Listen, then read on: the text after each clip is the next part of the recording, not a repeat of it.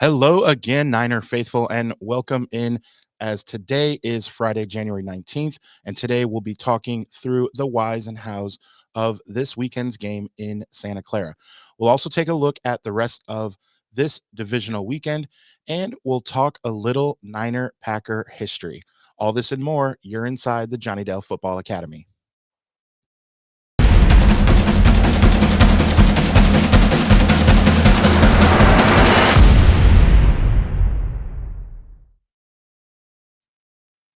Welcome to the Johnny Dell Football Academy podcast on the channel that's trying to answer the whys and hows of the game by talking through and dissecting game film and diving deeper to explain why the X's zig and the O's zag. I am Adam Marino, reminding you, as always, the most fun way to watch is on YouTube, where we go live. There you can comment into the live show. Be sure to hit the notification bell so you can be part of the conversation. We also stream live on Facebook and Twitter or X.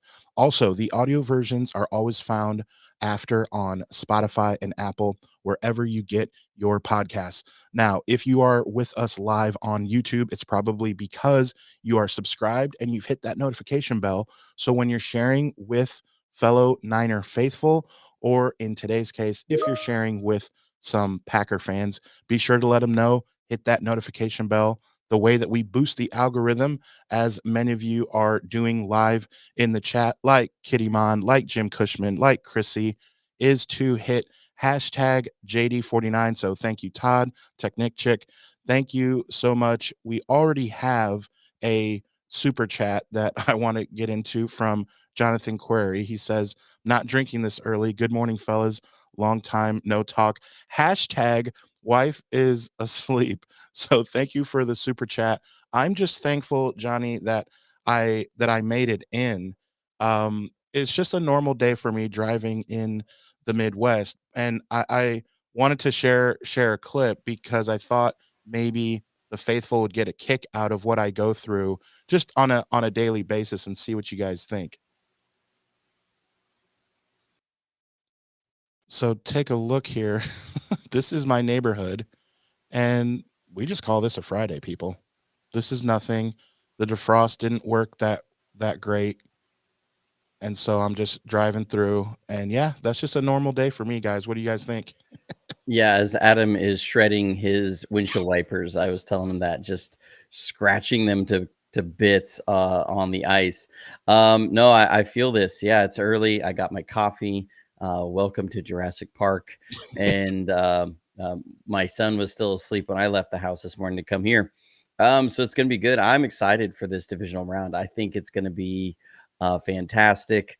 And I'm ready. I'm ready to talk about some Niners Packers and clap back at a couple Packers fans. I put out that scouting video, and I've got some Packers fans down in the comments section of that were a little fired up. Adam, they were a little, they were wanting to come back at me, telling me I don't really know what I'm talking about. So Well, I think what this does, this game, is I've said this a lot, that although I hate Green Bay and Dallas, that the NFL is a better product when San Francisco, Dallas, and Green Bay are all at least in the playoffs. And so I was very excited for this year, and it was so cool to see that the two teams could play each other. And now again, two of those teams are playing each other. As Jonathan Query says, yes, bro, weather is crazy. I got caught overnight in Minnesota on Monday night, -2 degrees with Florida clothing. So I will say the Florida clothing is the big deal. On Monday, it was almost record lows all over the Midwest, as it was basically like, those of you that watched the Kansas City game, it was like that all over the Midwest that whole weekend going into Tuesday.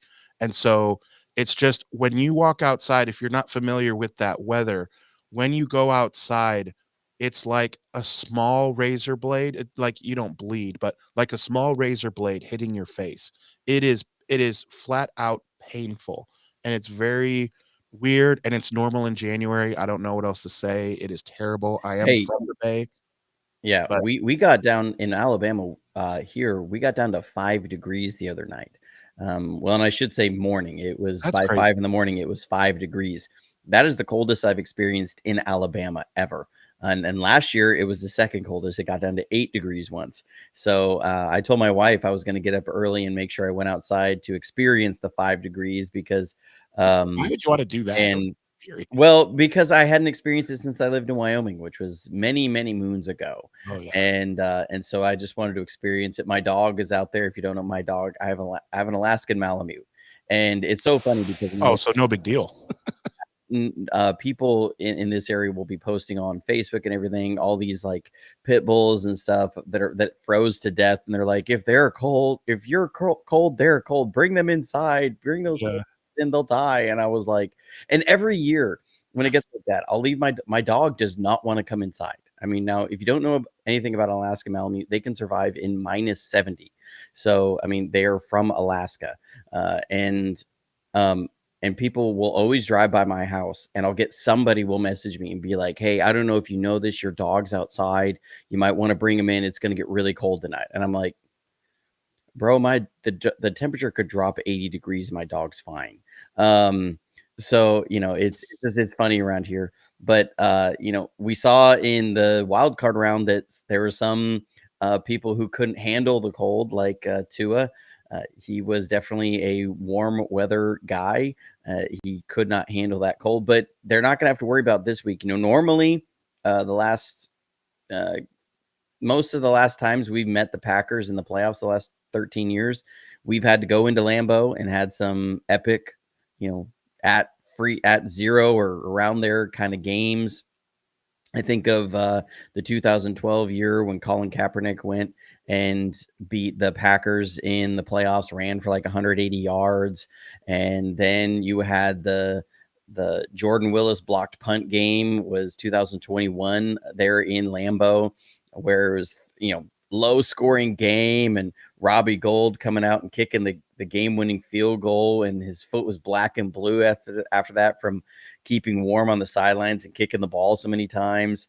It's just it's something that brings up good memories. A lot of these 49ers Packers now in recent memory, the older memory from So after our last Super Bowl for a few years, we did not fare real well there in the playoffs and against the Packers. They were are the guys who always bounced us. yeah, I lost connection for a second, but I wanna another we'll definitely get that going because Jonathan is tearing it up right now. He says, "When the 49ers make it to the Super Bowl, will you both be making your way to Vegas?" I like the hashtags going on. Drinks on me, wife can't stop me. Man, I don't I hope you love your wife as much as Johnny loves Dawn. We know that Johnny, we talk about Dawn a lot. I don't know, man. Those hashtags could get you in some trouble. I will not be making my Definitely way. the wife is asleep if he's dropping those hashtags. I like I don't think either Adam and I will be making it to the Super Bowl. Now, when I'm going to the Senior Bowl, it's an S Bowl there the week before. That's much more in my price range. I can more get to the Senior Bowl, not as much the Super Bowl. I think my wife actually did look at tickets just to Just for fun. curious, Oh and it yeah, was like the absolute nosebleed was 3 grand, something like that. And yeah. then you're looking at price of hotels because most of the hotels have been booked for a year, Years. Yeah. maybe Jeez. even 2 years. It's just Yeah. absolutely insane.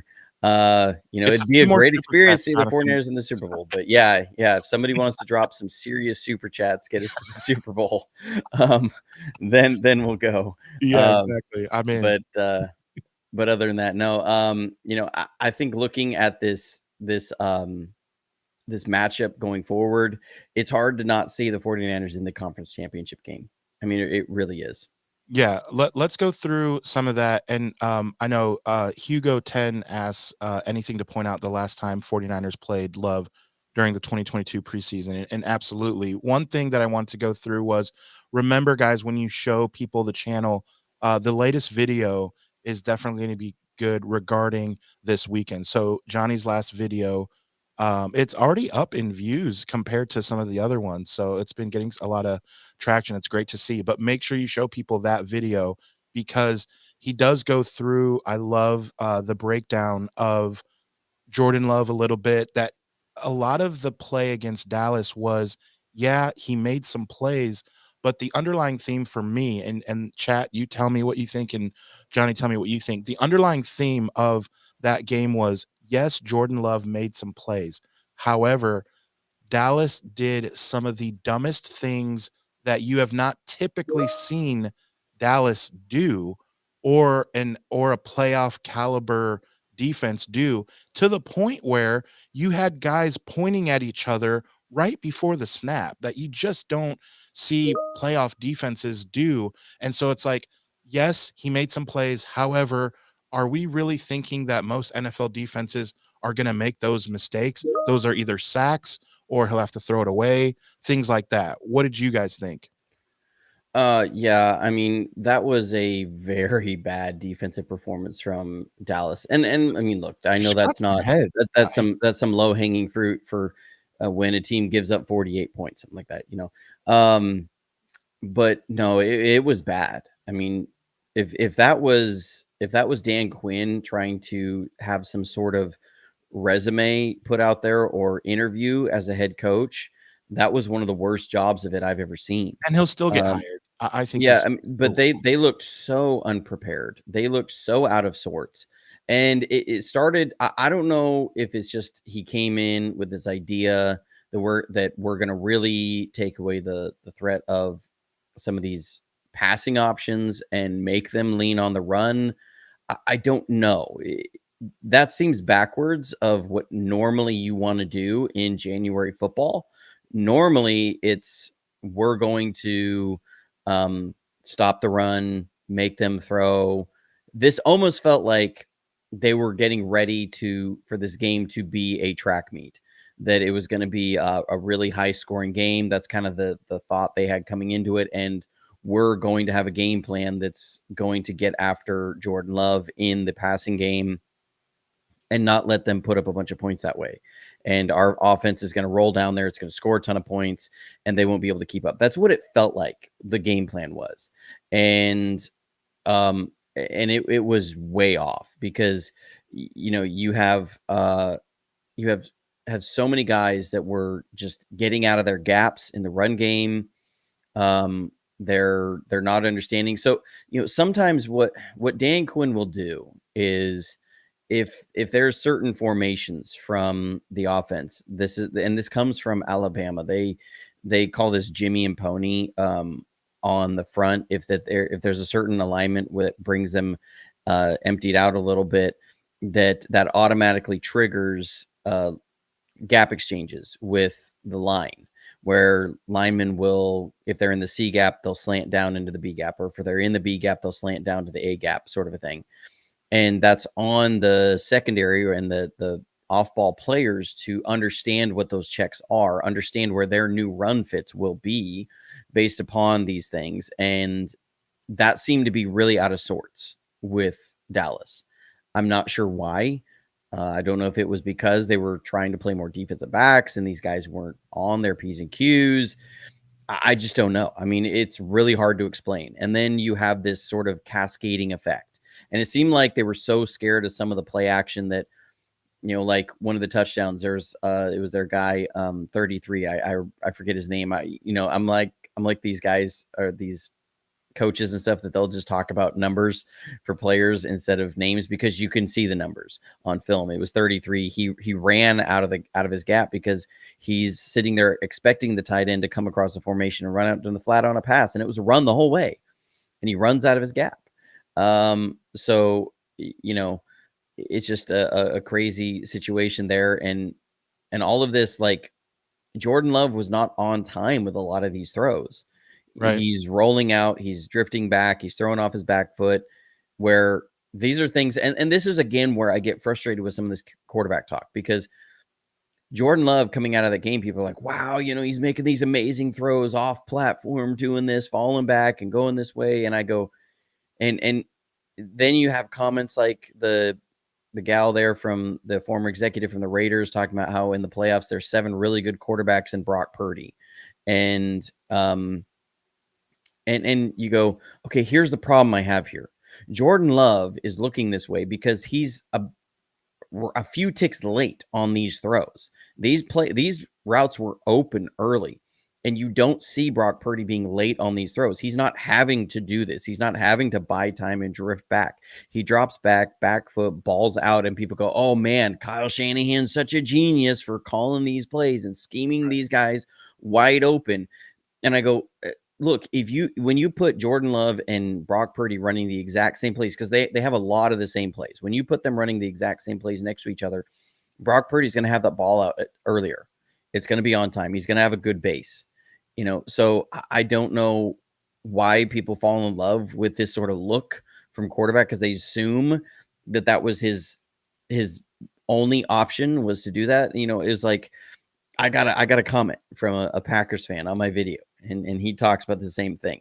This is from William Herman 6635. William Herman 6635. He says, quotes, not to diminish the Packers, because I said that at the beginning of the video. I said not to diminish the Packers, because I knew what was happening. I was going to go into there and just eviscerate the Dallas defense.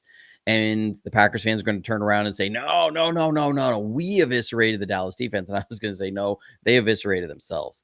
Yeah. He says, and yet you basically diminished them the entire video. Love's late throws were due to moving around in the pocket and having to reset before throwing. And most of Dallas's blown assignments were forced by the Packers, putting Dallas's defenders in constant conflict. All right, William Herman. No, it wasn't. Okay. There are rules for coverage here, and Dallas kept blowing their rules of coverage. This was not the same as what we saw Kyle Shanahan do to the Cowboys in week 6. This was not the same. What Kyle Shanahan was doing in week 6 was Van Der Esch was playing, and that was a big loss for them this year. People underestimate how much of a loss Van Der Esch was this year for their defense, and getting a lot of those things there. Kyle was scheming up matchup problems based upon what Dallas does on defense, to where you were getting some of these switching releases into a matching zone, that then you're having Curse, a safety, playing man coverage on Brandon Ayuk, essentially. That is scheming, is winning by scheme. And then your quarterback making on-time throws, early throws.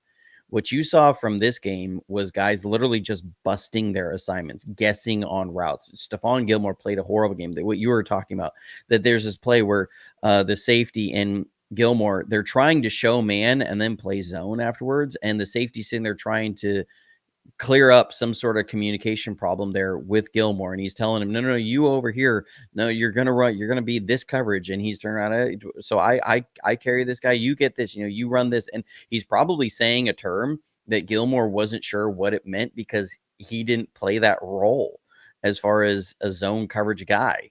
And so there's going to be a term there for certain coverage rules that he's not ready for.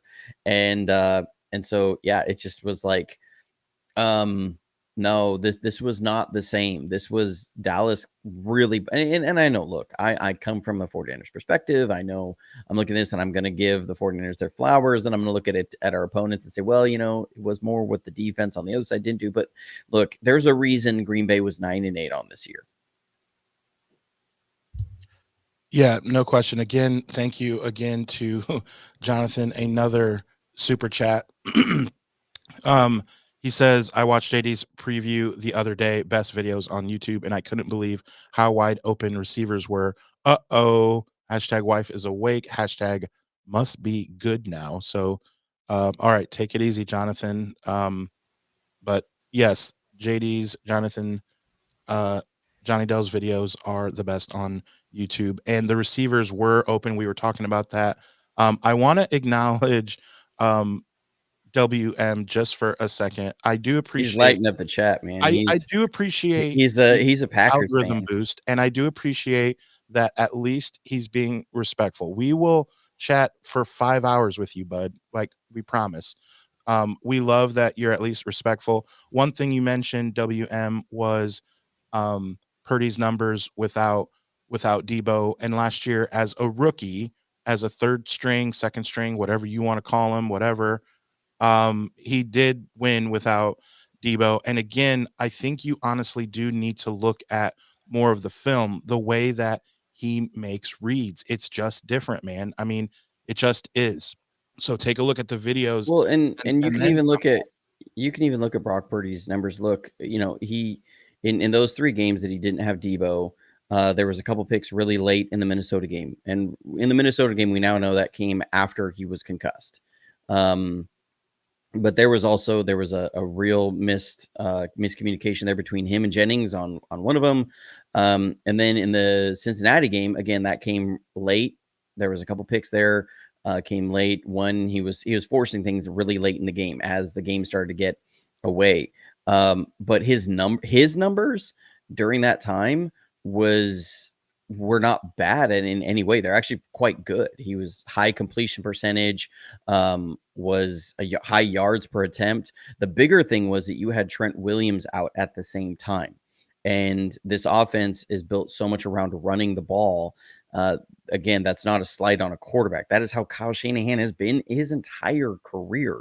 His dad was the same way. He's the same way. That there's so much in the game. Matt LaFleur is a lot the same way. They run the ball more than they ever did with Mike McCarthy. But that there was so much based on that, and they suddenly lost a lot of that running game juice off to the left side when Trent was down, and you had Jalen Moore. And this wasn't like you went from a really good left tackle to a pretty good left tackle. This was you went from maybe the best left tackle in the league to a guy who maybe wouldn't be a second stringer on half the teams in the league. Jalen Moore is not good.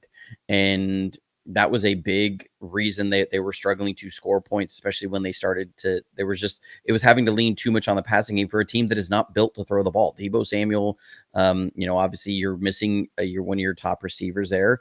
Brandon Ayuk was nursing a shoulder issue during that time. George Kittle was a little limped up. It was just a rough stretch for that team. The defense was not playing well at all. So teams were keeping long drives. They're having drives go for 10, 12 play drives. And then the 49ers are getting the ball and they're not able to run it. They're not able to give their defense rest, and they're having to lean on the pass a little bit more for a team that's not built that way. And so, look, you can say it was just Debo. Some of that's some low hanging fruit there. People forget that Trent Williams was out during that stretch, and that was a huge loss.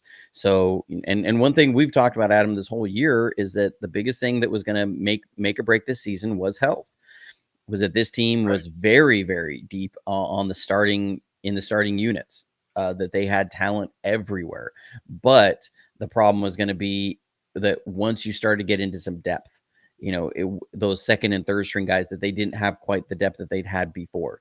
So, I get all that, and I'll give props to WM. He's a Packers fan all the way, and he's in here throwing some jabs and punches back with everything. And it makes it fun. But this is why we love football. Is that you get fans who, man, we're fiery, we're all in on our team, and so I think this would be a great opportunity, Adam, to start looking at this roster as we look at it, how they stack up, and let's really think about it objectively of how do these rosters compare. Yeah, so as Lisa, we love Lisa, bang bang Niner gang, defense is going to show up, CMC is going to run all over, Purdy gets to showcase his surgical skills tomorrow, and she says the score will be 42-17, hashtag Niners win. Thank you, Lisa, so much. There's only one person in here that disagrees with that. But again, he or she is being respectful, and we hope you stay for the whole show, and we'll take what you have to give us as we go through the roster. Do you want to go through offense or defense first? I said, let's go for the offense. WM's in there talking about their receiver core. So let's go down the offense here and really help this stack up. And because one thing that I want to point out that WM is saying is that Jordan Love was always good, and it was the receivers that have actually improved. And that's why it makes people think that Jordan Love is getting better. But I just feel like Jordan Love, because Jordan Love against the blitz, I will say the last, what is it? And maybe WM can chime in. 5 or 6 games, the last 5 or 6 games against the blitz, he truly, Jordan Love has been way above average against the blitz. And I just think that my point is that he wasn't always good against the blitz. His decision making, his overthrows, underthrows, it was like a little bit like, reminds me of Justin Fields out there. Just not, it was below average. And so that's more my point. Let's go through the roster on offense as Rich Abbey, another super chat. He says, Rich Abbey says, I'd love to see Third and Jawan get fed in this game. Well, yeah, because he's converting on third down. So thank you, Rich, for the super chat. All right, so let's get into it. Who you got? Sorry, I was pulling up some stuff there, and I was reading some of the chat. We're going through the offensive roster there. Where are we starting? All right, so do you want to go receivers? Yeah, let's go receivers. Let's Okay. talk about these receivers. So, this is according to the Packers.com team depth chart. They have Christian Watson, Romeo Dobbs, Right? Dobbs, Yeah. sure. Jaden Reed. Now I get it. These guys are all young. Look, they've been able to do some really good things.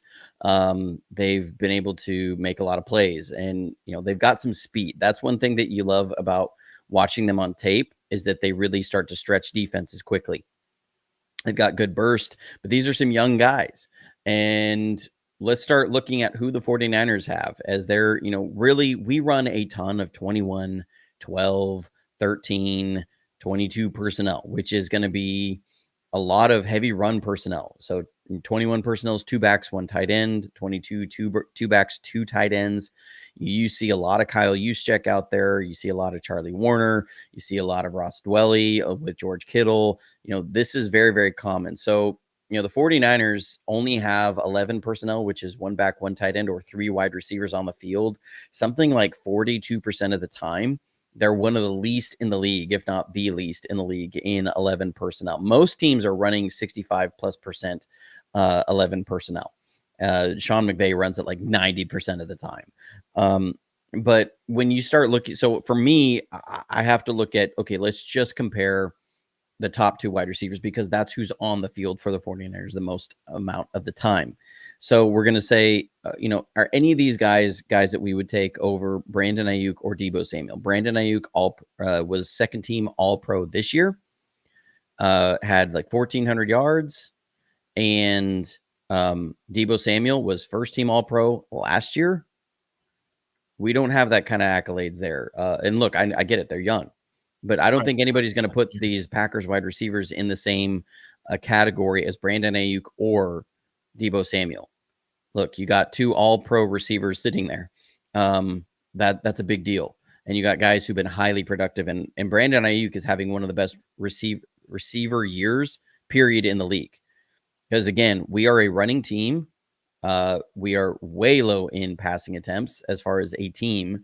And you still have Brandon Ayuk was one of the top receivers as far as receiving yards this year.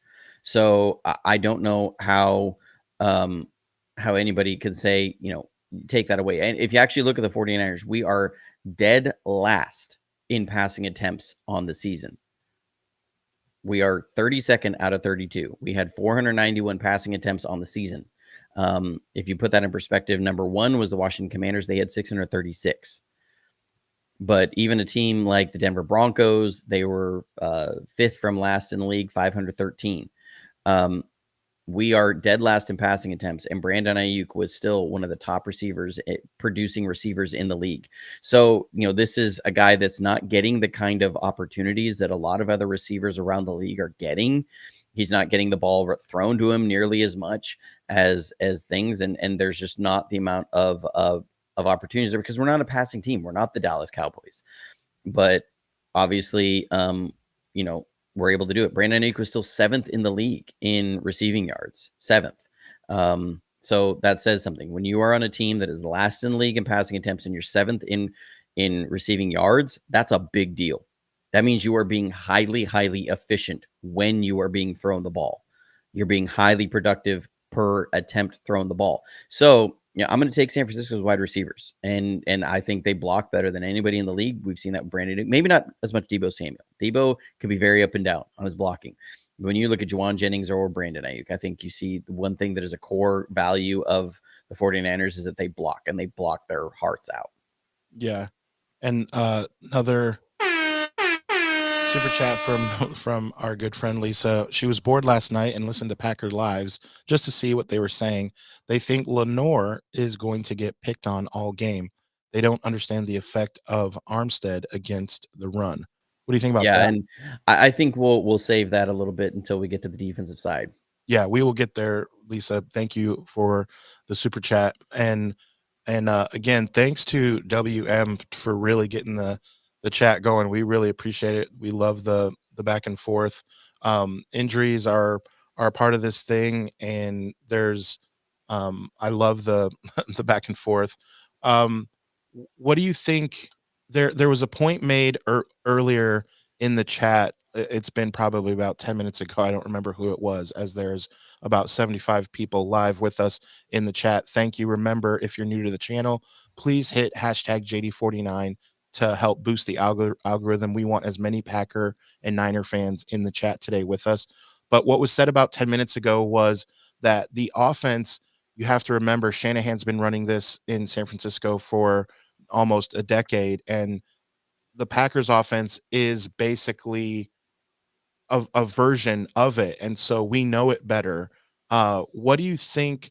Is there, as far as the chess match, we've owned the Packers. There is no, WM cannot even debate that you owned us with Favre, and then finally we broke through when Steve Young threw that ball to T.O., baby. And other than that, you had our number. And now that's been gone, and we truly have your number now. Speak to the chess match that is LaFleur versus Shanahan, in whether it's not going to be 10 degrees like it was, where you can play a regular game, a quote unquote regular game. What do you think about that chess match? Well, I mean, look, when we look at the times that LaFleur has won on that, the biggest one I remember is 2021, early in the year. That and I think this is where maybe some of the pick on Demo is coming from, because at the end of that game, if you remember, that was a game the 49ers had lost almost all their running backs. They were literally down to Trey Sermon, who didn't even make the team the next year over a Yeah. couple rookies.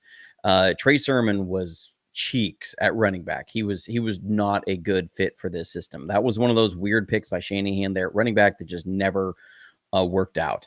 But that was a game, it was also the game that Jimmy somehow was trying to throw a ball away and he threw it backwards, like at his foot. I don't even know. That was some of the frustration with Jimmy, right? Was that he would make some really tight window throws and he'd put up points with the team, and then he'd do a play like that and it would cost the team. But he still drove it down, got in for a touchdown there to Kyle Juszczyk at the end of the game with like 42 seconds left. Kyle Juszczyk got in there to make it 28-27, and we're looking like we're going to win. Yay. Even banged up. We had lost, I believe we had lost Emmanuel Mosley the first game of the year, we lost Jason Verrett the first game of the year to a torn ACL against Yep. the Dolphins or Lions. And so, I was we're at coming that off game. that. Diamador Lenore was a rookie. He was a 5th round rookie at the time, and he came in and was playing in a relief role for Jason Verrett, who'd gone down. And that was a game that then 42 seconds left, Rodgers picked on Lenore 2 times in a row. And Lenore just played some really terrible technique as far as in the play call that we had dialed up.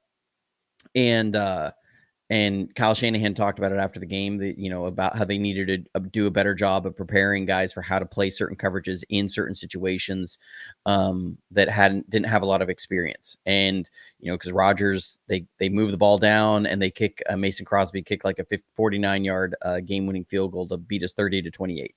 Again, that was a game that you have kind of worst situations for that game coming up, is that you have no ability to run the ball, because I want to say we had like 11 rushes that game for 12 yards, something like that, because Trey Sermon he was absolute garbage. And the run game was not doing well. It wasn't Brendel, it was Alex Mack was getting pushed around by Kenny Clark a lot in that game. And so, there was a lot of things that happened there. That was the only real win I can remember for LaFleur, in their time of these teams uh, being the rosters that they kind of are. And so I think there's been absolute dominance there from Kyle. And I think it comes down to that, again, Kyle Shanahan just builds a bully. He builds a team that is physical on both sides of the ball, and that plays well into January. That plays well against teams that maybe want to be a little more finesse, that he's just going to get there. And if you get punched in the mouth, and you get punched in the mouth over and over and over again, eventually it wears you down. And they have a good plan for how to show certain looks that will trigger some things from receivers and then make things work post snap. And they in that they understand the struggle of certain looks and then rotating into other things. It's the high detail stuff, of exactly what leverage you're going to see from a nickel player on this side, and what kind of a route adjustment that's going to trigger from this slot receiver. And now if you rotate into this coverage, so it's really high details. It's not just, we're going to come out here and we're going to show, mug or show this kind of random defense and then roll into something else. It's, we're giving you a very, very specific look in these situations, and then roll into something very, very specific for a reason. There's a tight game plan there. I think that's what you also see. I want to ask you about Jordan Love and really just what do you think about let's start from the beginning. You have two Well, so consecutive Adam, offense. if we're doing this roster comparison, are we just going to compare here Brock Purdy and Jordan Love then? Yeah, that's what I want to get into. And so, but I want to start at the beginning, because first of all, this is one of the better shows that we've done in quite some time. This is amazingly fun. So from the beginning, you got like Montana and then Young. You got Brett Favre and then you have Aaron Rodgers, right? And then look what they did. They drafted this guy. They didn't give Aaron Rodgers any weapons. They instead drafted literally his replacement right in front of him and said, Aaron Rodgers, your days are numbered. We all know that didn't really go well for the Packers. And then finally he does get his chance. And there was definitely some struggle. I will say that I am in 5 groups on Facebook of NFL teams just to kind of peruse around every once in a while, fluff some feathers. And one of those teams is the Green Bay Packers. I do have a lot of friends here in Indiana that are Packer fans, and I know a lot about the Packers, not just because I want to. It's just one of those things. I know a lot about the Cubs. I know because of based on where I live. And so I know for a fact that Packer fans were very on the fence, more on the negative side with Jordan Love for quite some time. That not just our preseason game where it didn't look well for him, just overall. And I will say he is so improved, and the receivers helping him out, growing right before our eyes is also, you know, cool to see for them. But just having said all that, just what is your real take on Jordan Love? Well, look, he's a talented guy. I mean, he went in the first round for a reason, and he was drafted where he was for a reason. So, he's got a big arm, and he can throw some real accurate footballs. The thing about Jordan Love is that what I'm noticing is now if he gets to a point where he starts really throwing on time and ties that footwork into all the routes and his reads, that is going to be a really scary prospect for the NFL going forward. Right now, I don't know if that's sustainable long term. I do believe that the 49ers are going to be able to get on that, mainly because they have a really monster of a defensive line. You got Nick Bosa on one side, you got Chase Young, Cleveland Farrell, not as much Cleveland Farrell, but Randy Gregory on the other side, and you got Eric Armstead and Javon Hargrave in the middle, and they're able to get after you. And if you hold it for an extra hitch, and I do believe that that we're going to see a game plan very much where you're going to have a plan there for how Jordan Love is going to try and roll out to his right, because that's what he loves doing it. I saw it a bunch in all the game film I watched. I watched 5 different games of the Packers. I mean, I watched a lot of film, and just understand each one it took me about 3 hours to get through. So I watched a ton of film. And so, the ball is not out on time on the regular. He's going to hold it for a little bit longer, but he's still trying to work the offense. That was the difference between him and Rodgers. When Rodgers didn't get the ball out on time, it was you were looking for something off schedule, and he was going to kind of freelance a little bit more.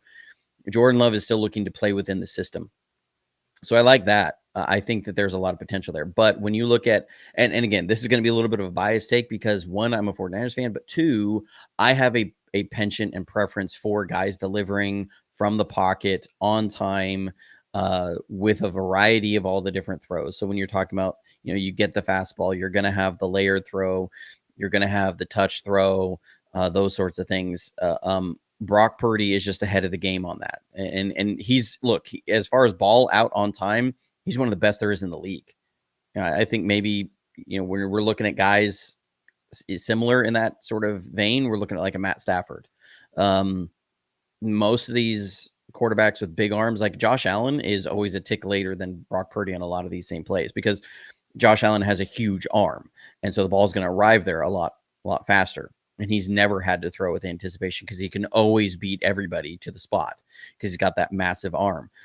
Brock Purdy, as far as ball out on time and early, is again one of the best in the league. And so that's not a slight against Jordan Love that is not there, but I think that's the big difference. If Jordan Love can add those things to his game, we're talking about something really, really scary. But right now, I would give the edge to the 49ers. And again, look at what Brock Purdy did. The fewest passing attempts in the league. And the guy was still up there and didn't play a game and was still up there in near the top of the league as far as yards thrown this year. I mean, the yards per attempt was the highest that the NFL has seen in over 20 years. In over 20 years. Yeah. Like, I don't want to hear it about weapons. I mean, look at the 07 Patriots. They were ridiculous. I mean, they had ridiculous weapons. And they still didn't have this kind of yards per attempt that Brock Purdy's had. You look at who Peyton Manning had the year he threw 50 touchdown passes in Denver. Ridiculous weapons. The last time that a team had this kind of yards per attempt was Kurt Warner with the greatest show on turf. I don't want to hear it about the weapons. What he has done is absolutely phenomenal, and look, so when I look at these 2 quarterbacks against each other, I like what the lady from the executive from the Raiders had said is an absolute, it's a garbage take.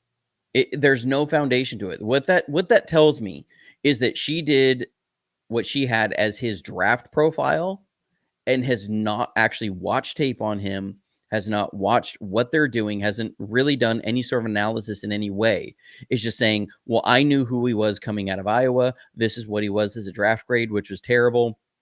And so he can't be good. That is what that is. That is the leftover draft profile still affecting Brock Purdy. But there is nothing you can, there's nobody I can ask, say, look, let's sit down and let's watch 5 games of Brock Purdy on film. And you convince me that he's not a really good quarterback. I would challenge anybody to do that with me. Yeah. I'll sit down with anybody and watch that film. And because again, Brock Purdy said it himself. He said, look, people, who want to say this, that, they're not people that are watching the film.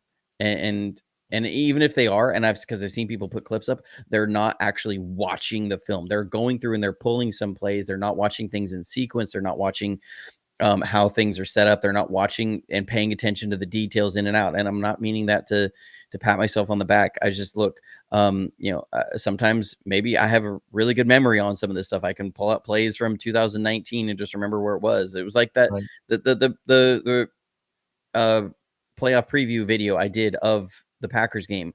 I was seeing some things on film. I pulled a clip from the Ravens game because that was from memory. I literally I was like, okay, I remember we ran this this concept versus Baltimore. We were backed up near our own end zone. We were going this direction. It was early in the game. They ran a fire zone in base personnel. And so I grabbed the Baltimore clip tape. I plopped it into my timeline, fast forwarded to about the point I knew it was, found the play, and there it was. And the seam route that I showed him hitting George Kittle, I knew where that was in the Jacksonville game because I remembered the play. I think you have people who are just watching things and they're casually kind of pulling stuff out. And I don't mean that to sound rude or like I'm better than everybody else. I think what you actually see is that people who really study tape, like Greg Cosell, I love what Greg Cosell does, that he'll tell you the same thing. He'll tell you the exact same thing. And so, look, I just when people start saying that Brock Purdy is not one of the best quarterbacks left in the playoffs, I can't agree with that. So, and that's not a Niner homer take. So I would give the edge here to the 49ers. So I'm going to run with that. No question. The chat is on fire. I need to say that Tobe says breaking news: Kaepernick just scored another rushing touchdown actually against Green Bay. And another shout out was Andre G says he'd pay money to see you sit with Nick Wright. That guy, it still burns me. Like you can hear and feel my passion about this when he said that Andrew Wiggins coming to the Warriors was the worst decision in the history of basketball, and the Warriors will never win another championship. And then Wiggins was an all-star starter, and then we beat the Celtics and won the championship. Hashtag faithful to the Bay. Nick Wright, don't get me started, but I wanted to point that out. That is hilarious. And I want to also point out a little bit more about the channel. Johnny, do me a favor as I'm talking about the channel here. Pull up the link to your video on Brock Purdy for MVP. Do me a favor and pull that up, that link, throw it in the chat. I'm going to explain a little bit more about the channel. The podcast comes normally twice a week where we go over what just happened on one day, and then on another day go through what's about to happen. And that's what we're doing today, right? Giving the preview. But the channel got its notoriety because of Mr. Johnny Dell and his breakdowns. And one of my favorite breakdowns that he does is right there in the chat. You can click it. It is because the reason I'm bringing this up is because Johnny pointed out his memory for things and that he doesn't always just cherry pick. In this video, he shows games that WM would be happy to know it was in losses, and it was in games where you would say, oh, he was a bum. All right, watch that video, WM. I completely challenge you to watch the video, and then also, Johnny, also drop our email in the chat. And guys, if you ever have questions, if you ever, things like that. And also I want to point out the website as well, because I'm super excited about the new website. I'll turn it over to you, Johnny, to explain more about the website. We're not done. We're going to get into a few more things, but there is our email. We got a lot of roster comparison. We're not done, but I always want to break down a little bit when we can and go through some of these things and let you guys know more about the channel so that you can share with friends. We have about 100 people with us live right now. It is so fun to talk Niners Packers. Tell us a little bit more about the website, Mr. Johnny Dell. Yeah, so I've also added those links into the description of the video here on YouTube if people want to see it there, because I know the chat doesn't show up if you're watching this later. As far as the website, we have our members website up and running. It's doing good, and we've had a number of people sign up as members of the website. Thank you so much to all those members. That is a way to directly support all the content that gets put out. And it's this podcast. It's really, a lot of it is the review videos that you see, the scouting video you saw. Like I said, I watched a ton of film. I put it on Twitter that it was this was one of the videos, the last one, that I was probably most proud of, just because of how much effort and time I put into it. I want to say I probably put in 30 hours on that video. And that's where I'm willing to clap back on people in the comments, because I watched a massive amount of film. I analyzed a massive amount of film, and then trying to, sort of summarize that into a 25-minute video was real tough. But that membership support channel supports that, and they actually got that video first. I posted that video on the members website before I'd even published it on YouTube, and it's there. It's ad free at as in the portal for the JFA49.com members. So you can go there and you can select one of the tiers as support. And I've also just published the first of our exclusive members channel content. We're starting to go through the Shanahan route tree. I covered 22 routes that are part of the Shanahan route tree that are all tied together. It's all tied to the go route. And so it is all tied into that and how that route tree for the go route looks. And I've got about 50 more routes to go through. We're going to have 2 more videos on that. I will do a better job of drawing a little bit bigger on the next one. I noticed that after I watched the video, I was like, I should have drawn a little bit larger. It seemed really big when I was drawing it on the whiteboard in front of me. But then the camera can make that drawing look a little bit smaller. So I'll do a better job of that. But going through that, explaining the details of some of these routes and what it has and some of the adjustments that it is. And you start getting a picture for how complex a lot of this stuff really is. So yeah, that's what it was. But all that saying, going forward, Adam, where do you want to go next? Do you want to go to the tight end comparison there for the roster? Well, that'll be hilarious. Yeah, I mean, I don't think that's a big question there. You have Tucker Kraft or really Luke Musgrave. And look, Luke Musgrave was a guy, I went and saw him at the Senior Bowl last year, and there was no question Luke Musgrave was the best tight end on the field. You had Luke Musgrave, the kid from Purdue. I'm blanking on his name. I liked him as a receiver, not as a blocker. And then you had Cameron Latu. And pretty much I was at the Senior Bowl saying, look, Luke Musgrave's not going to be there when the 49ers pick in the 3rd round. So I pretty much just didn't really pay attention to him much beyond, but it was hard not to watch him. I believe it was in the Wednesday practice. He recorded the fastest time of any player on the field.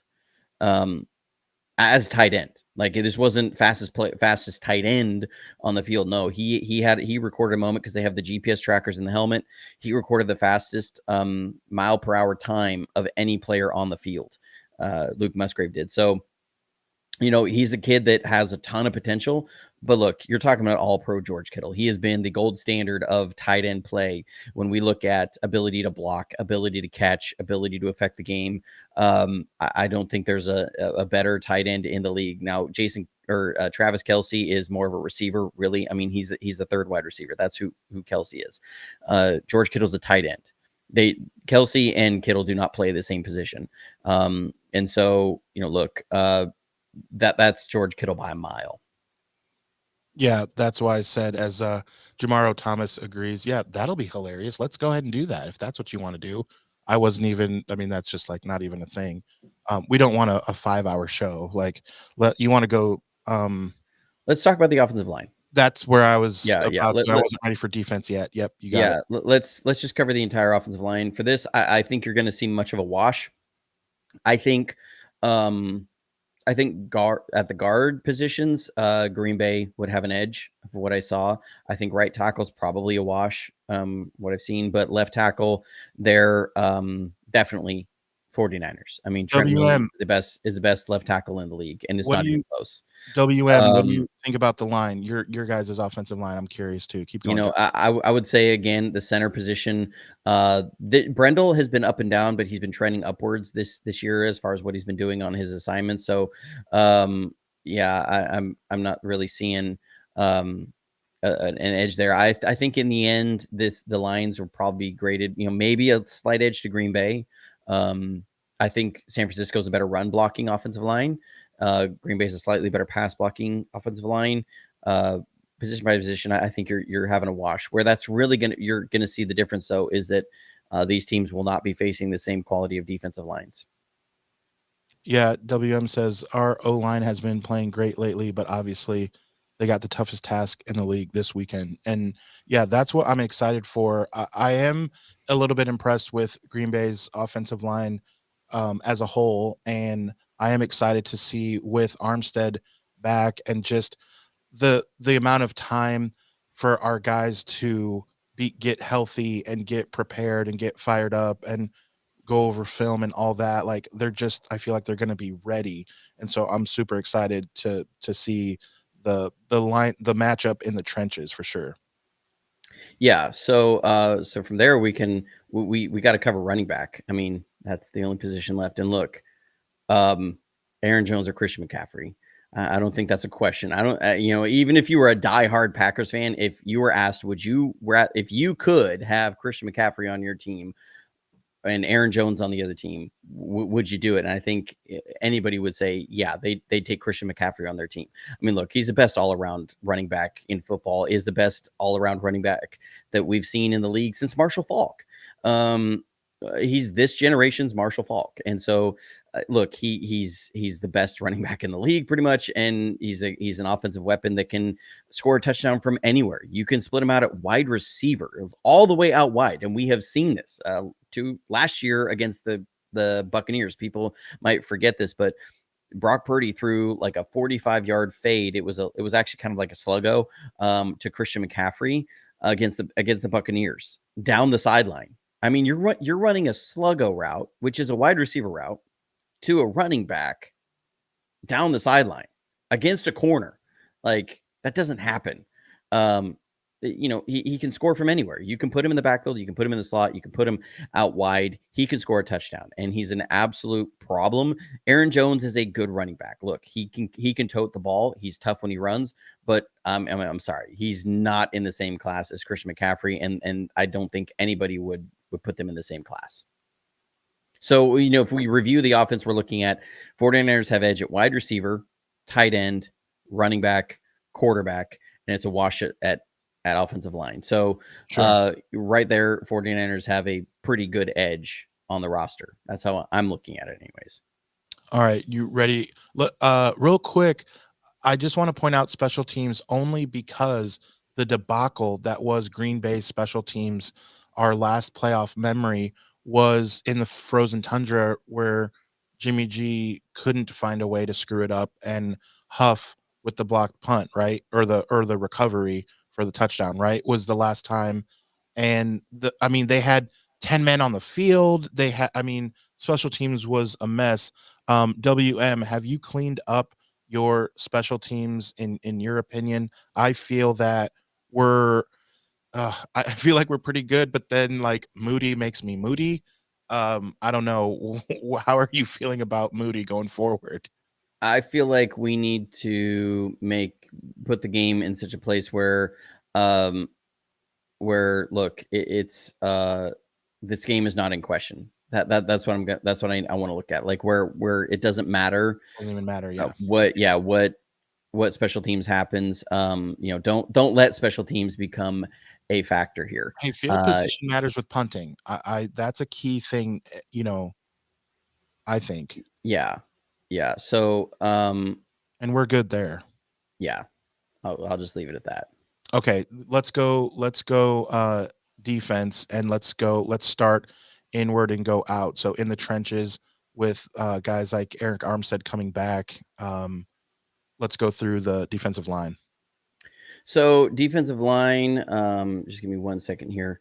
I'm just pulling up something real quick. But defensive line, you're looking at, Kenny Clark has been a problem over the years. Other than that, they got some good players on the defensive line. And I'm not, like, when I say defensive line, they run a 3-4. So, they're going to have some edge guys, Preston Smith, Rashawn Gary. So if we break it up into inside versus outside, inside, you're looking at Devontae Wyatt, Kenny Clark, TJ Slayton are their guys. Good, solid players. They can eat up double teams. They can get after the passer a little bit. But look, Javon Hargrave is a guy that's had double-digit sacks. Eric Armstead's is a guy that's had double-digit sacks in years prior, and he's coming back healthy. When you talk about the duo of Javon Hargrave and Eric Armstead, people don't know Eric Armstead as a household name. A lot of it's because the last few years he's been dealing with injuries and missed games. He's back healthy this year. When the 49ers defense has been taking a dip this last 4 or 5 weeks, that's been because Eric Armstead has been dealing with a foot issue and hasn't been playing. And Javon Kinlaw is not an Eric Armstead. So when I look at the inside defensive line, I'm giving an edge to the 49ers. Look, they They play their assignments well. They're disruptive guys, and they're guys that can get after the passer in serious production. So so there's that. When we look at edge, Rashawn Gary and Preston Smith are very good players. Are they a Nick Bosa and a Chase Young? No. I mean, look, you're talking two absolute blue chip talented players. Nick Bosa, a former defensive player of the year at defensive end, which is massive. Like, people don't understand how big of a deal that is at defensive end to win defensive player of the year, because teams you have to be extremely productive in the opportunities you have, because at defensive end, teams can run away from you. They can literally just run away from you the whole game and make you a non-factor. So Nick Bosa, obviously one of the top 4 edge players in this league. In the conversation with guys like Myles Garrett and TJ Watt and Micah Parsons, you're talking about those, and Nick Bosa. And then Chase Young is a guy that's as explosive as it gets off the edge and has really brought a lot of juice to this pass rush. So, if we're looking at edge, even if you said, Preston Smith or Rashawn Gary were on the same level as a Chase Young, nobody's on the same level as Nick Bosa. So edge goes by a mile to the 49ers on the defensive line. Yeah, I'm really excited because like I mentioned, the offensive line has been playing, decently for Green Bay. And that's why I'm like, okay, so this is a decent challenge. And we haven't played, we haven't talked much about that rust factor. I just don't see it being that way, because we're more of a team that's been there before, and we have enough veterans where we just want to stretch out and get healthy and get ready to go. We don't need to have quote unquote a lot of reps the way that Green Bay does, as no one can say that they're not the youngest team in the NFL. They are. And so they do need those reps. A team like Detroit, they need those reps. Talk about haven't been there before. The 49ers have been there before. And so that's why we're not saying much about that. But that's also why I'm so excited. Let's move to. Well, I want to go back for a second, because WM, our old friend here, he says this. He says Jordan Love put up better numbers, talking about the quarterback situation, better numbers with the youngest offense in the NFL in history around him. Oh, really? Okay. Well, what we're going to do here is we're going to pull up, because, again, I love some data. That's where I'm all about. We're going to pull up a comparison here on the season, Brock Purdy of Jordan Love. Jordan Love played one more game than Brock Purdy, because the 49ers locked up the number 1 seed. They didn't have to play week 18. And so Brock Purdy did not even suit up for that game. So on the season, Jordan Love, 64.2% completion. Brock Purdy, 69.4%. That's not better numbers. Passing yards, Jordan Love, 4,159. Passing yards, Brock Purdy, 4,280. That's not better numbers. Passing yards per attempt, 7.2 for Jordan Love, 9.6 for Brock Purdy. That's not better numbers. Passing yards per game, 244.6 for Jordan Love, 267.5 for Brock Purdy. That's not better numbers. Jordan Love did have 32 touchdowns, whereas Brock Purdy had 31. Again, Brock Purdy did it in 16 games. Jordan Love did it in 17. Okay. Rating, Jordan Love, 96.1. Brock Purdy, 113. And those are not better numbers. And hold on. Again, WM, you cannot simply keep saying that. You can't penalize. If you're not going to penalize Kurt Warner, if you're not going to penalize Steve Young, I keep saying that and you don't respond to that. And that's how I know that that's right. Peyton Manning, how come you're not saying that those guys then obviously were just not as good? Because again, you have to make the read correctly. Okay, WM, you have to do those things. You have to run the offense. You have to have players around you. And he says put Jordan Love on the team, and he's going to have similar numbers to Brock Purdy. Here's the thing. The issue I have with this, okay, is you have to be able to look at. Sorry, I was meaning to start that from Lisa. You have to be able to look at those games from these teams and say that there was a bunch of missed opportunities that were there that Jordan Love makes that Brock Purdy does. Or Jordan Love makes all the same plays that Brock Purdy does. And again, as somebody who has watched all the film, I will tell you, Jordan Love does not make the plays from the pocket that Brock Purdy does. That's not a knock on Jordan Love. You are not understanding what Brock Purdy can do from the pocket. You don't understand the reads he's going through and the way that he's able to hit certain things and get the ball out on time, make layered throws. You're probably watching some of our highlights and some of the different things and saying, well, yeah, all these weapons. Look, I don't see an asterisk next to Kurt Warner's name in the Hall of Fame that says he played with Torrey Holt, Isaac Bruce, Marshall Faulk, and Orlando Pace all on the same team. I don't see that. I don't see it that when he was at Arizona that he was playing with Larry Fitzgerald and Anquan Bolden and Edgerrin James. And then it was Slayton was 1,000-yard receiver as well. I don't see that next to Kurt Warner's name.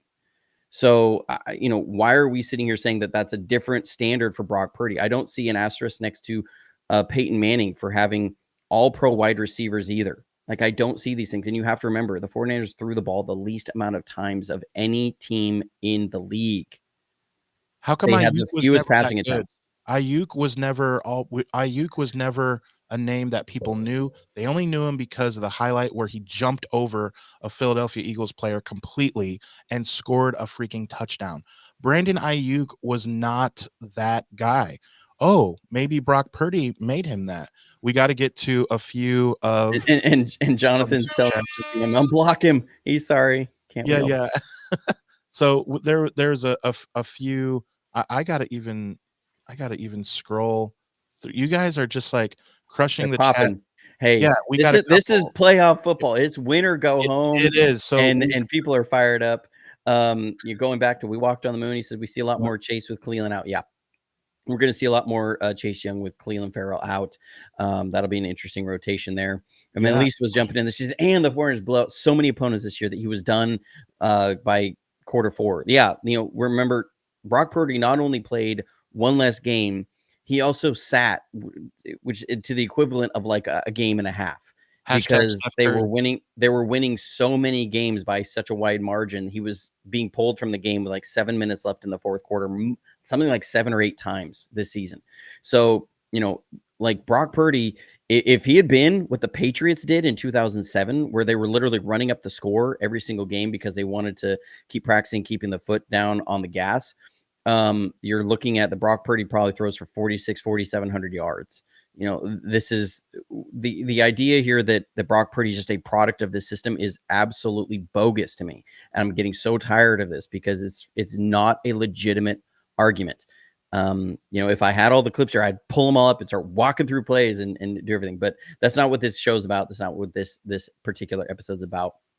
We got to keep moving on, Adam, or we'll be here forever. I think we can talk about the linebackers next. Okay, yeah, I love it. We have been we have well over 100 in the chat right now. Remember, guys, to like and subscribe. We are trying to grow the channel to get the best guests possible. Remember, the day after Dwight Clark Day, we had Jesse Sapolu. We want to get guests like that, and so we do that by everyone growing the channel so that we can bring you just fire content the way we are now. So like and subscribe. We are on Facebook, on Instagram. We're live streamed on Twitter or X and on Facebook now, along with YouTube. YouTube's by far the most fun as there's so many people, because there's so many people subscribed to the YouTube channel. Make sure that you hit the notification bell so that you are always notified when we are going live and when Johnny drops one of his fire videos. So yes, we are getting to what, DBs then?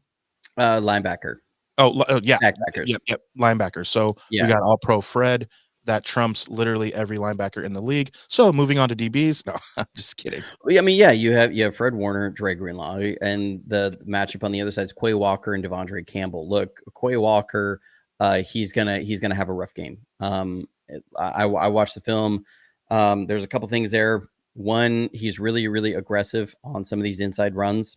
And, one of my favorite plays that I put up there was I put a side-by-side of Dallas running literally the exact same play from the same formation that Carolina did on a wide receiver reverse. And both plays, you could see Quay Walker was very aggressive on those. And I said it in the video. I said, imagine Deebo Samuel running this. Deebo Samuel's gonna have a big day there. To the way that they run a lot of their defense, I think you're going to see Christian McCaffrey get matched up on him around between the hashes and the numbers. there. And then their ability to fill is not quite there. They're a little slow on some things. Look, Dallas was able to run the ball. I don't know why they didn't stick to it. They had something like 123 yards rushing in that game. Back when they played Tampa Bay ran for over 200. Kansas City ran for 148. It was, I believe Carolina ran for 96. These were like, they haven't been the only teams that weren't able to run the ball really well against them over the last 7 games.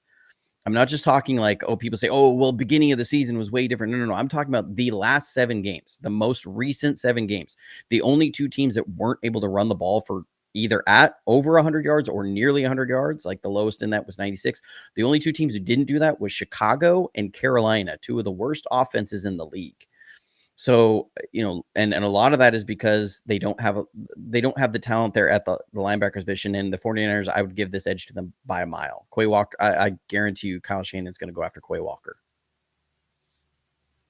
So I think that with Christian McCaffrey, also you cannot, when you are in practice and going against guys and trying to plan and scheme, it's like you're not going to get a good scout rep on Christian McCaffrey. Like, that's just not happening. It's just too difficult. It's like trying to get a good scout rep on Lamar Jackson. You're not going to get a scout player that's going to give you a good look on that.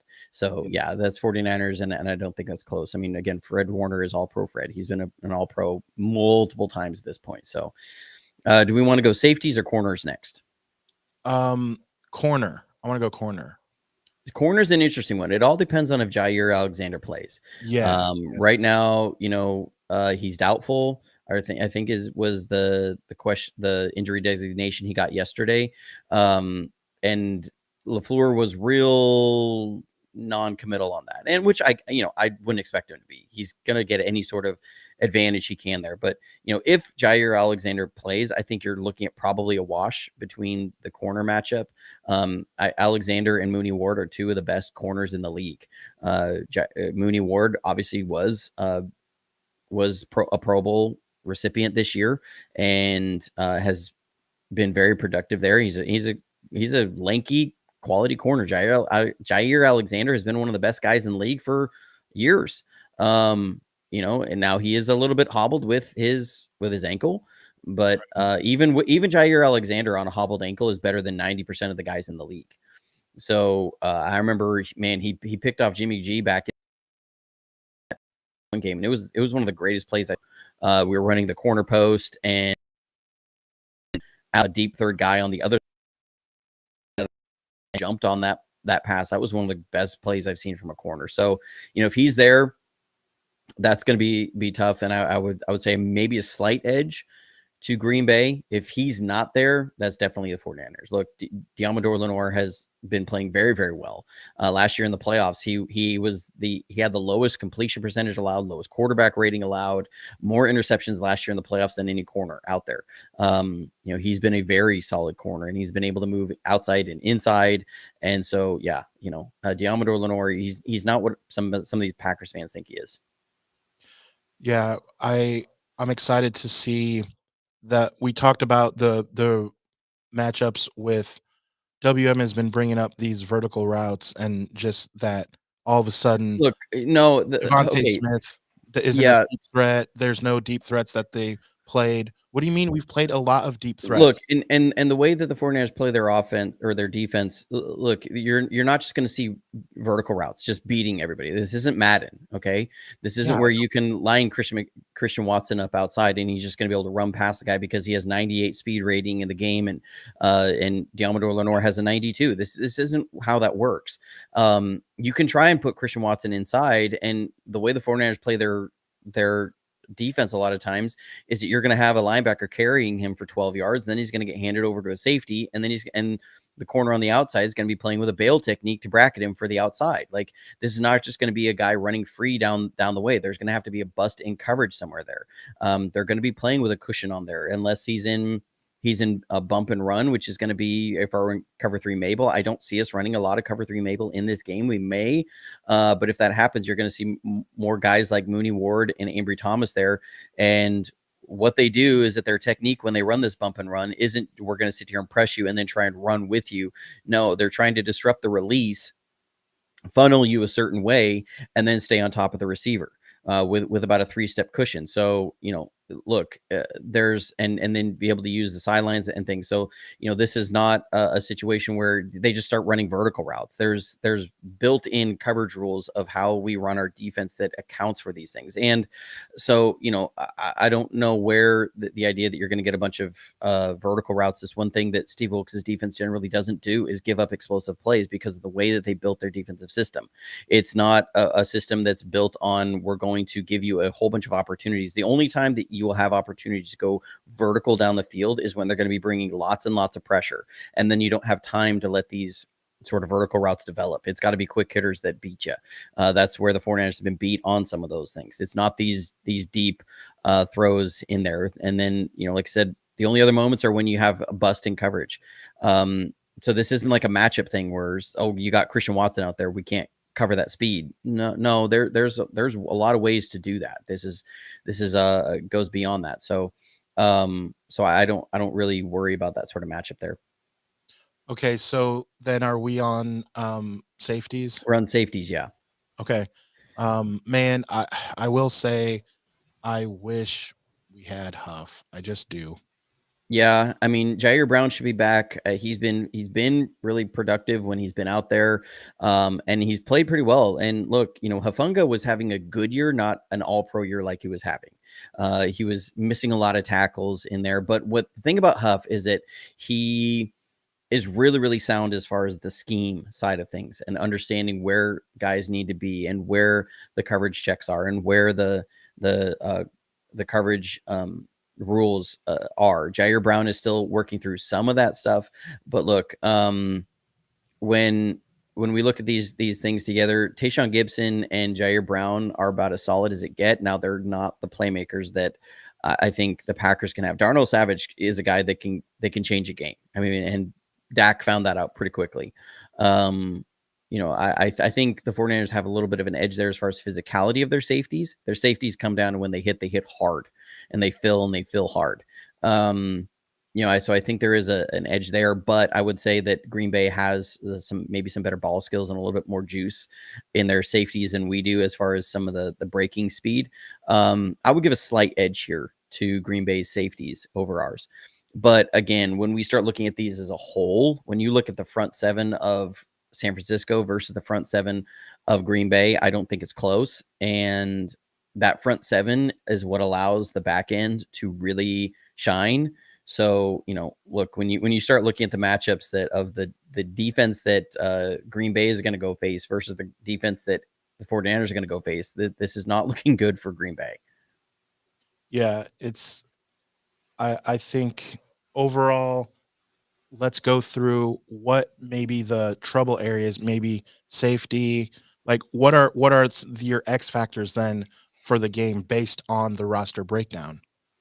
Based on the roster breakdown, the biggest thing is it's the biggest concern is there in Santa Clara are these guys not on their details? Are they not up to par on or up on what they need to do here? Look, and Packers fans are going to hate this that I say it. The only team that can beat the San Francisco 49ers in the divisional round this year is San Francisco. San Francisco has to not play their game. There's no way I can look at the way that these rosters are constructed and say that there's an edge here and we really have to contain this or we're going to, we don't win this game. I don't see that as a threat from the Packers. And look, I know that's coming from us, but we've talked about this all year and everybody's understood this. The 49ers are one of the best teams in the league. They were the number 1 seed in the NFC for a reason. The Packers were the number 7 seed for a reason. I know they had a great game against Dallas, but you look over their last 7 games, this isn't like they've been, world beaters out there. And so, you take care of your assignments, you take care of what you need to do. This should be 49ers by double-digit scores. Yeah, even Vegas thinks that it's I'll say 2 scores. To me, a Yeah. 2-score game is very similar to a double digit because 9 points technically, is very close to 10 points, which is, as the Well, math and says, and the double week digit. started out as a 10-point spread, Oh, did it? so yeah, right as the game was announced, it was a 10-point spread, and it's closed a little bit to 9. I'm not sure why, but The Jordan Love, maybe. I guess. Which, hey, I'm not mad. It For this point in the divisional round to be a to still have a 2-score game, I still think is a little bit, not unheard of, but and because Baltimore has the same thing going on their end, that they are also a 2-score favorite at home. Um, but it's a little crazy, right? I mean, look at the Bucks and the Lions. There's no way that is a 2-score spread. There's just not. So even Vegas thinks like this could get out of hand, like it could. So are we ready for the chat to just throw their predictions? I mean, man, this has been fun. We've been streaming for over 80 minutes, I believe now. Yeah. So, Mike Kolkman has a question. I've seen this a lot. I've seen this a lot going around, so I want to address it. They say weather may play a role in the game. It's like 80% chance of rain, something like that, for tomorrow in Santa Clara. Look, the last time Brock Purdy played in a rainy playoff game in Santa Clara, he threw for 332 yards and 4 touchdowns. So I'm not really concerned about rain in this game. People think about, maybe bad memories of the rain and some of the balls that were slipping out during the Browns. Or maybe when we go back to the Chicago when Trey Lance was there, generally we haven't been this high explosive offense during the rain, but most people forget last year in the playoffs, the 49ers played Seattle and it was raining and they put up 42 points and Brock Purdy threw for the most yards of any rookie in the playoffs ever. So, yeah, there's that. I don't think weather's going to be a factor. I'm not really concerned about it, but I've seen that a lot. I've seen that. And again, I think that comes with the recent memories and people forget that Seattle game was a rainy game. As you remember, the first pass Brock Purdy threw in that game, the ball kind of got out of his hand and sailed a bit. And then he turned around and absolutely lit up the Seahawks. So I'm predicting a very similar game to what happened to the Seahawks last year. Yeah, that'll be interesting to see just the nervousness of people when the weather's not perfect in California and to see how that goes down. So let's start going through in the chat, guys. Let's go through your predictions. WM has said that he's actually has a parlay for the 49ers to win the Super Bowl. So he obviously has the 49ers even as a Packer fan. And salute, man. You've been with us over an hour, and you've been overall pretty respectful, and we really appreciate that because this channel, we don't want to knock on this channel at all. We want to keep it as positive as possible. We're all passionate about our teams, and I love your passion. I would love to watch the game with you, man. Like, well, I keep saying man. I don't know if you're male or female, but um, but yeah, it's been awesome. Go ahead and throw your as I'm typing mine out. I'm thinking through mine. Your what you think the score is going to be. I think I'm just gonna go 31-17 was what I think. Did you say what your maybe I wasn't paying attention. I haven't, no.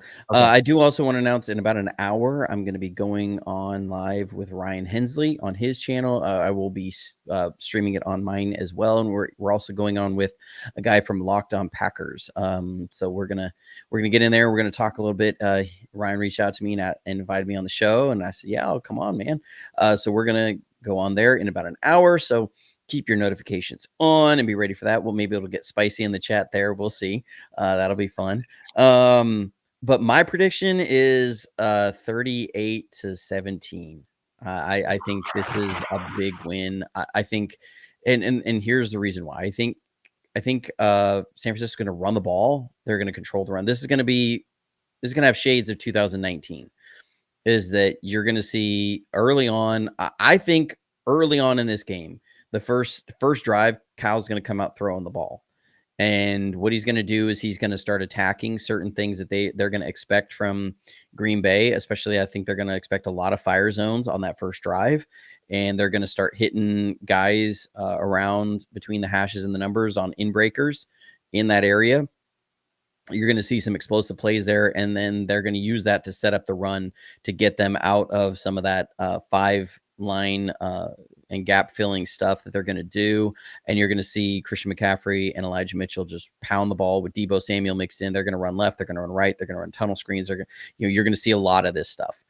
And it just becomes one where they're going to control the ball, they're going to work it down, and then so that keeps the pressure on Green Bay to execute at a high level every time they step on the field and make long, sustained drives without being able to run the ball. That's going to be hard.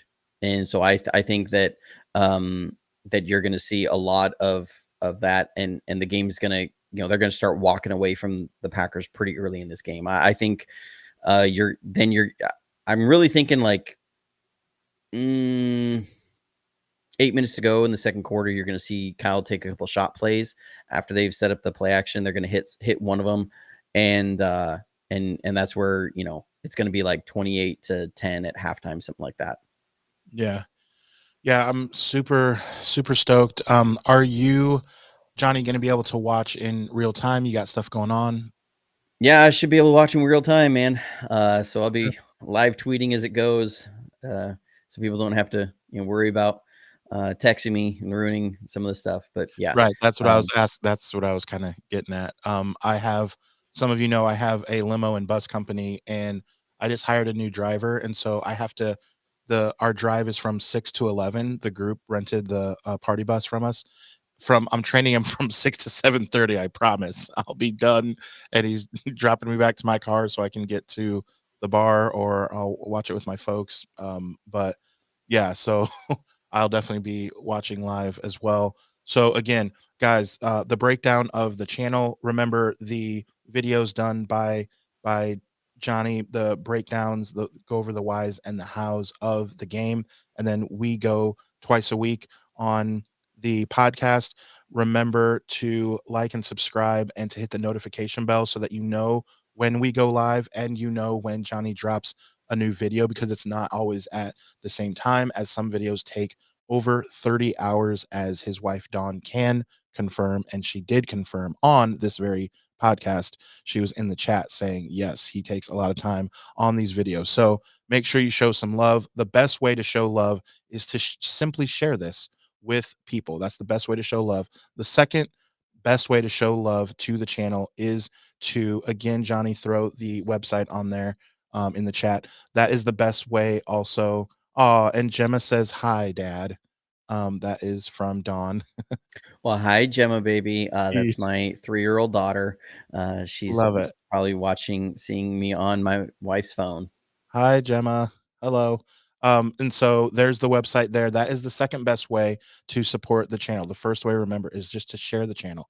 Second best way is to go onto JFA49.com. There you can see how to support the channel.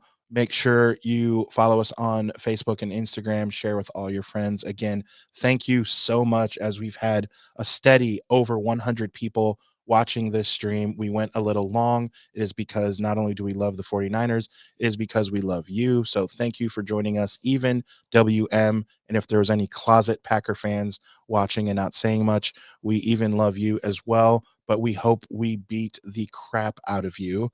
And that's just real. Just like you hope that a miracle happens and you can beat us. So again, thank you for joining us. Stay healthy. And as always, go Niners.